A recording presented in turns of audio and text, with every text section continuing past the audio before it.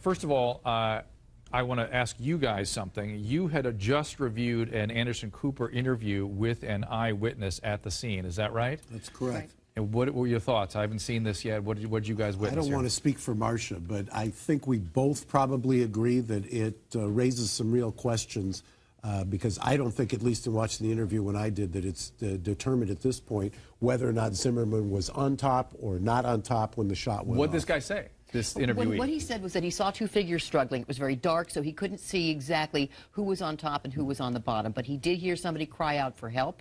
He did see them struggling. It was important that he stated it was on the grass portion, not on the sidewalk where the concrete was. That's important in terms of how injuries might have been suffered by George Zimmerman and his claim about having had his head banged on the pavement. That's somewhat consistent with this police report that he had grass on his back. We have another police report. Right, grass on his back and it was wet. But that could have just been them rolling around struggling. It doesn't necessarily mean he punched him and he landed on his back. Right. Not at all. In fact, didn't he say they were struggling? Right. They were he did say they were definitely. It was definitely a struggle, and I think to some degree the witness helps Zimmerman's position in a kind of unusual way.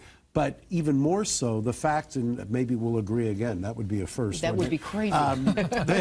That this has got to be a prosecution's worst nightmare, to have their witnesses being interviewed on TV, even if they're disguised, because it gives so much more fodder to the defense to get in there. You've now got yet another statement that you can play around with. It's true. That is a problem. But I do think that his statement actually helps the prosecution more, because what this witness said is that there was nothing about the scuffle he saw or the manner in which George Zimmerman moved afterwards, after the shots were fired, that was consistent with someone who'd been beaten as severely as he claimed to have been. Who felt their life was in danger, Correct. right? Correct. So is there specifics to what he was saying about what he saw, how he moved? Yes. What he said was after the struggle, there were screams. He heard the screams. There was a struggle. One was on top, one was on the bottom. Then he heard the shots, and he said it was more than one shot. That's incredibly important. Did say wow. It could have been an echo.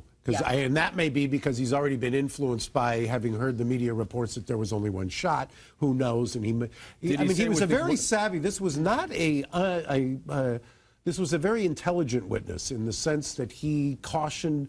He was very cautious. He didn't seem to be embellishing. At least I didn't have the sense. I agree. And I think he's going to be a compelling witness because he does feel very down the middle. He felt like he was being very careful to be precise and not stretch out there. But he did say, I heard the shot. So he said plural at the time. But was somebody walking away when shots were fired? No. Shots were fired, and then during the struggle. And then somebody got up. Yes, and the person who got up was George Zimmerman. He got up very shortly after the shots were fired. He was moving with no trouble. Okay. He touched his forehead. There was nothing that, in other words, seems to corroborate the statement by George Zimmerman that he was beaten so severely. Natalie, what do you make of all this? You know, it goes back to what the parents have always wanted in this case. There needs to be an arrest so that a jury can see this, and a jury can evaluate these witnesses and the credibility of these witnesses. We keep getting into the what happens, but the what happened is a question for a jury or a judge to decide. But we can't get to that question without an arrest in this case. The parents want to know, the bottom line is the parents want to know, and they want someone to say, our innocent child mattered. It's not, you just can't say it's self-defense and walk away and nothing happens. And Mark, you said something I thought that caught my attention last night, which was that you've never really seen a case where there was not arrest, then questions, unless it was a police officer involved in the shooting. Right. Absent a police shooting, the only time that you have a dead body and somebody who's there and there's no question that he's the one that pulled the trigger. And by the way, on the police report, they have it as manslaughter or homicide. I mean, they report it as such. So I really think that's what drives all of this, because everybody's experience who's ever had any connection with the criminal justice system knows that generally, in my experience at least, there's always going to be an arrest, and then the prosecutor will make the decision later on. Now, we've heard today, at least, that they phoned a prosecutor in or something to that effect. That also is incomprehensible to me, at least on that night. Usually here in L.A., I will tell you, they'll let somebody cool their heels for 48 to 72 hours. They'll bring all the reports to the prosecution. The prosecution will make a decision, and then something is done later on. There's even a news report today out of Pasadena where somebody called 911, said the guy had a gun. Pasadena police killed the person. He didn't have a gun. Driving. Right. And they went and arrested the 911 caller. So that's how we operate here in California. Wow. That's bizarre. No, let's be fair, it's Pasadena. It's where we live, Mark. It's where you and I live. Where we live, so I understand that. But do you agree with what Mark's saying? Yeah, in essence, that's true. I mean, you do expect an arrest first. There was an arrest. I mean, that's the thing that we were all, I think, misinformed about initially, is that we all thought the police did nothing. They sat on their hands, let this guy go home, did no statements taking, didn't do the normal things. They did do it. How many people said, they did do it. I mean, it was almost reported as kind of urban fact and legend that he was not arrested. That's why when the tape comes out, I said, wow, what are we talking about here? Everybody's so misinformed that it's out there that he wasn't arrested. And he was absolutely arrested. He was arrested. He was handcuffed. He was transported to the station.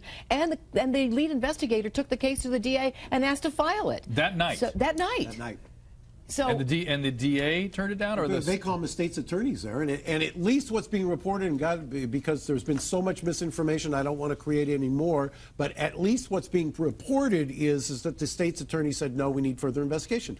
I don't have an objection to that. As a defense lawyer, I love that. I want them to do more investigation, but you know, it's a problem because it's so opposite of what most people's experience is. And Natalie, as the family's attorney, I bet you see it. I kind of disagree. I do, because what you're talking about is a legal definition of arrest. There was not an arrest made, meaning that he was not booked, he was not made to bail out, his ability to carry a weapon was not revoked, his ability to leave the state was not revoked. In this case, legally there may have been an arrest, but what people know as an arrest did not happen.